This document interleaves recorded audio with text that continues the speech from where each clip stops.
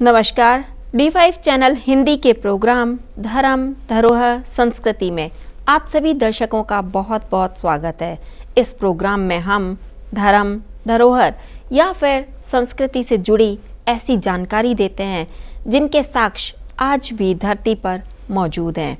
आज हम आपको ऐसी ही जानकारी देने वाले हैं जहां पर माता सीता श्री राम के पावन चरण पड़े थे, वो स्थान कौन कौन से हैं।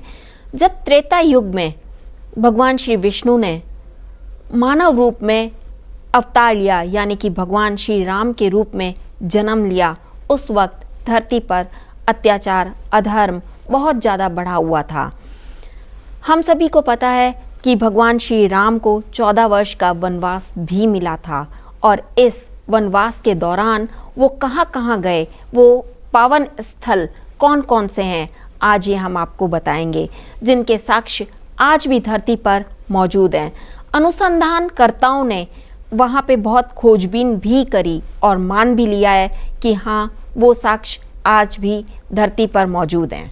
जी बिल्कुल सही कहा, क्योंकि जब देवी देवता हमारे इस धरती पर अवतरित होते हैं और उनकी चरण धूलि जब हमें प्राप्त होती है जिस स्थान पर, वह स्थान सहज ही पावन हो जाते हैं। और भगवान श्री राम यानी कि मर्यादा पुरुषोत्तम श्री राम और माता सीता के जो चरण धूलि, आज कई स्थान ऐसे हैं जहां पर उनके चरण धूलि पड़ी, वह आज भी विद्यमान हैं। उनकी खोज अनुसंधानकर्ताओं ने चाहे की, परंतु वह नाम रामायण में आज भी हमें पढ़ने को मिल जाते हैं। वनवास के दौरान प्रभु श्री राम, माता सीता और लक्ष्मण जी तीनों जब वनवास में थे तो उन्होंने अयोध्या से 20 किलोमीटर की दूरी पर तमसा नदी से, वहां पर सबसे पहले तमसा नदी पहुंचे और तमसा नदी से माता गंगा का स्नान करने के बाद वह इलाहाबाद पहुंचे, यानी कि जो प्रयागराज है वह स्थान आज भी विद्यमान है। 20 किलोमीटर की दूरी पर निषाद राजगृह के राज्य में श्रृंगवेरपुर नगर में पहुंचे थे। वो सबसे पहले यहीं पर उन्होंने केवट से गंगा पार कराने के लिए आग्रह किया था और केवट ने अपनी कश्ती में भगवान श्री राम, माता सीता और लक्ष्मण जी को गंगा के पार ले जाने में मदद की। ये स्थान आज भी मौजूद हैं।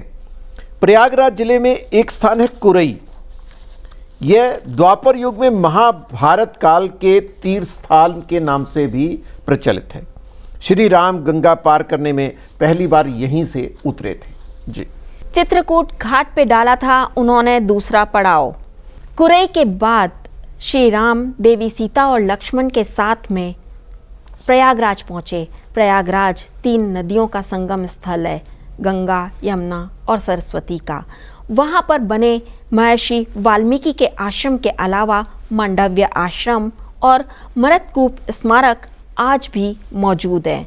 अगर देखा जाए तो चित्रकूट घाट वही पावन घाट है जहाँ पर राजा दशरथ के देहांत का समाचार लेकर भरत पहुँचे थे और उन्होंने श्री राम से अयोध्या चलने का आग्रह किया था, मगर श्री राम ने मना कर दिया था। इस चित्रकूट घाट पर ही उन्होंने अपनी चरण पादुकाएं भरत को दी थी। बिल्कुल सही कहा मैम आपने। जिला सतना के सिद्धा पहाड़ आज भी मौजूद है, जिसके साक्ष्य रामायण काल में भी मौजूद थे। रामायण में भी सिद्धा पहाड़ के बारे में बहुत जानकारियां मिलती हैं। यहाँ पर पहुँचने पर भगवान श्री राम ने निशाचरों का नाश करने का फैसला किया था, क्योंकि यहाँ पर स्थितियाँ इतनी गंभीर थी। तब लोगों को राहत पहुँचाने के लिए भगवान श्री राम ने निशाचरों का नाश करने की शपथ ग्रहण की। ये पावन स्थल आज भी विद्यमान है। यहीं पर भरत ने अपने पिता दशरथ के देहांत की जानकारी दी। भगवान श्री राम से आग्रह भी किया कि वे वापस चलें, परंतु भगवान श्री राम ने उनको बहुत स्पष्टता से इनकार करते हुए कहा कि ये मेरी चरण पादुकाएं ही ले जाओ, तब तुम अपने वापस चले जाओ।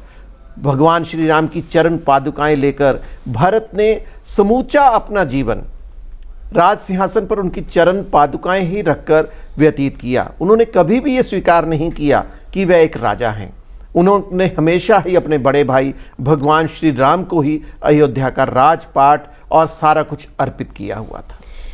इसके बाद वो पहुंचे ऋषि अत्रि के आश्रम में। ऋषि अत्रि जो कि मध्य प्रदेश के में सतना के पास ही उनका आश्रम था, वहाँ पर रहते थे।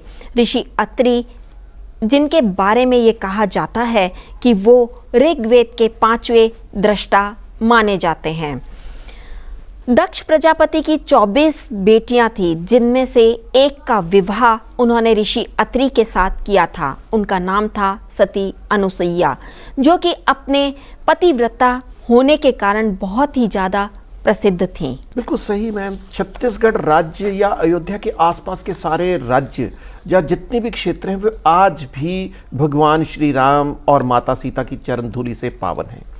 छत्तीसगढ़ राज्य के दंडकारण्य क्षेत्र ऐसा है जिसका साक्ष्य रामायण में भी मौजूद थे और आज भी इसके साक्ष्य मौजूद हैं। दंडक राक्षस के नाम से दंडकारण्य ये आज क्षेत्र आज भी वहाँ पर छत्तीसगढ़ में मौजूद है। और गोदावरी के तट पर माता सीता और रामचंद्र जी का एक भव्य मंदिर भी है, जिसे इस मंदिर को भद्रगिरि पर्वत के नाम पर माना जाता है, क्योंकि ये भद्रगिरि पर्वत पर स्थित है। इसीलिए इस मंदिर में पूजा अर्चना करने के दौरान हर एक मनोकामना पूर्ण होती है।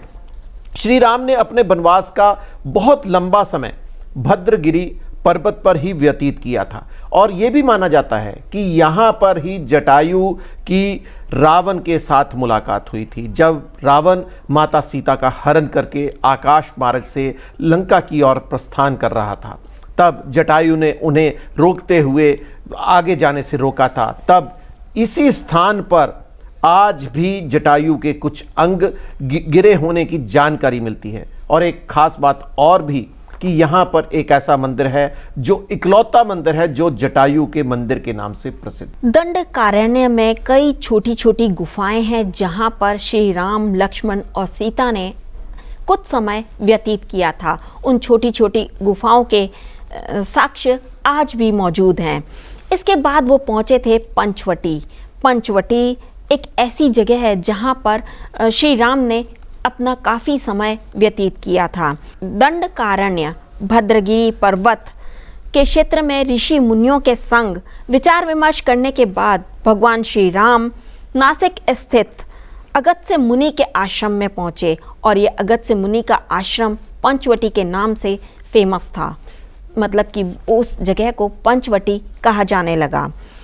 वनवास का काफ़ी समय पंचवटी में व्यतीत किया और कहा यह भी जाता है कि यहीं पर माता सीता ने उस सुंदर हिरण को देखा था। जी बिल्कुल सही कहा, क्योंकि यहाँ पर ही कई घटनाएं ऐसी हैं कि जो आज भी रामायण काल की याद दिलाती हैं, त्रेता युग में भी। और इसी क्षेत्र में रावण की बहन शूर्पणखा का लक्ष्मण ने नाक काटा था और यहीं पर मारीच, खर और दूषण के वध के अलावा लंकापति रावण का माता सीता का हरण की भी जानकारी यहीं पर जानकारी मिलती है। और जटायु का रावण की ओर से वध किया जाना भी इस जगह की पुष्टि करता है। ताकेड़ गांव में सर्वतीर्थ नामक स्थल आज भी सुरक्षित है। इसी स्थान पर माता सीता की खोज का काम भगवान श्री राम ने प्रारंभ किया था और यहीं पर सुग्रीव और हनुमान जी से उनकी मुलाकात भी हुई थी। और तुग्रबंदा और कावेरी नदी के क्षेत्र में ही यहाँ पर माता सीता की खोज का जब कार्य प्रारंभ हुआ था और ये क्षेत्र आज भी एक तीर्थ स्थल के रूप में विद्यमान है, जहाँ पर हर साल लाखों की संख्या में लोग नतमस्तक होकर भगवान श्री राम और माता सीता को नमन करते हैं। इसके बाद श्री राम पंपा नदी के किनारे होते हुए शबरी के आश्रम में भी गए थे। शबरी एक भेलनी है जिसका कि असली नाम श्रमणा था। वहाँ पर उन्होंने शबरी के झूठे बेर भी खाए थे। ये सभी हम सभी को पता है कि शबरी ने हर एक बेर चख कर श्री राम को दिया था कि वो बेर कहीं खट्टा तो नहीं है या खराब तो नहीं है, मीठे बेर खिलाए थे उन्होंने।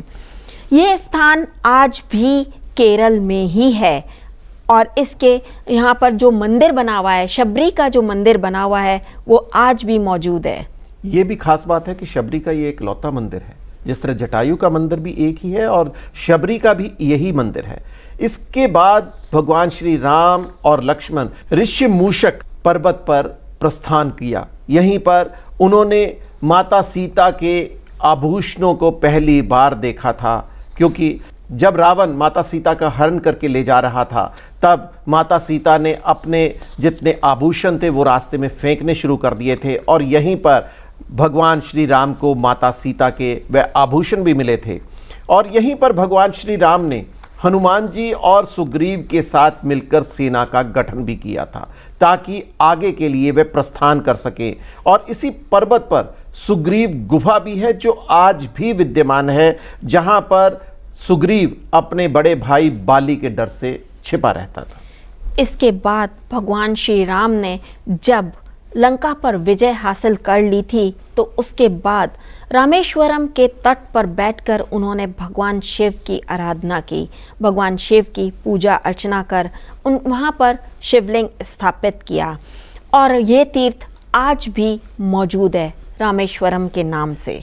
तमिलनाडु के दक्षिणी पूर्व में आज भी रामेश्वरम द्वीप एक तीर्थ के समान ही है और इसी द्वीप से श्रीलंका का उत्तरी पश्चिमी तट मन्नार द्वीप के एक चूना पत्थर से पुल बना हुआ है।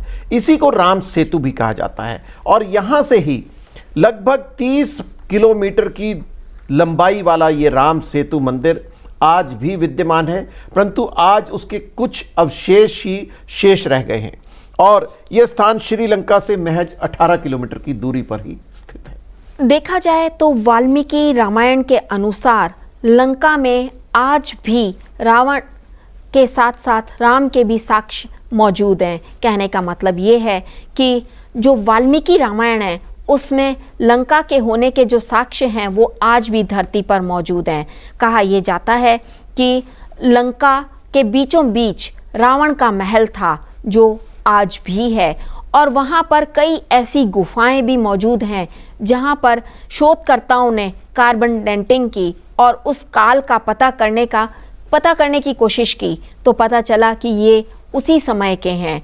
सारा कुछ आज भी मौजूद है। और सबसे खास बात है कि अब तक पुरातत्व शास्त्रों के डॉक्टर राम अवतार की ओर से लगभग भगवान श्री राम श्रीलंका में रावण के 200 से अधिक ऐसे क्षेत्रों को खोज निकाला गया है जो कार्बन डेटिंग के अनुसार त्रेता युग से ही संबंधित माने जा रहे हैं। देखा जाए तो रामेश्वरम को हम सभी अच्छी तरह से जानते हैं और इसे हम अच्छी तरह से नेट पर भी सर्च कर सकते हैं। इसके अलावा श्री राम सेतु भी उसी समय का है जो कि आज भी एक साक्ष्य के रूप में मौजूद है। इसी तरह की और जानकारी लेकर मैं वंदना और मैं प्रदीप शाही इजाज़त चाहता हूँ। इसी तरह के रोचक प्रसंग लेकर हम आपके समक्ष निरंतर पेश होते रहेंगे। धन्यवाद। नमस्कार।